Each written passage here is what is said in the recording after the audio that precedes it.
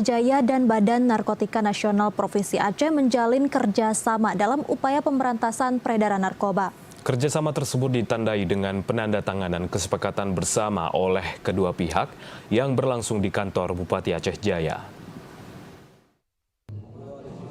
Pemerintah Kabupaten Aceh Jaya terus menunjukkan komitmennya dalam memerangi peredaran gelap narkotika dengan menjalin kerjasama strategis bersama Badan Narkotika Nasional Provinsi Aceh.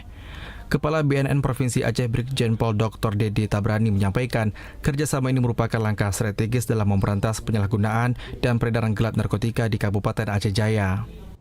Menandatangani MOU pembentukan unit layanan terpadu P4GN. Dimaksud adalah sebagai cikal bakal pembentukan BNN Kabupaten Aceh Jaya.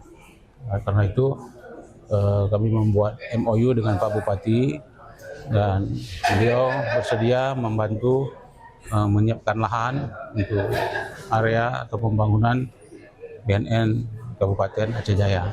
Nah, harapannya supaya Kabupaten Aceh Jaya terbebas dari narkoba. Sementara itu, Bupati Aceh Jaya Safandi menyampaikan bahwa kehadiran BNN Provinsi Aceh menjadi langkah awal dalam upaya pembentukan BNN Kabupaten Aceh Jaya. Untuk memutus mata rantai penyalahgunaan dan peredaran narkotika di wilayah tersebut, pemerintah daerah menyatakan siap memberikan dukungan penuh. Kita sudah memberi sepetak tanah untuk dibangun ataupun tempat pengaduan ataupun rehab masyarakat yang terkena narkotika.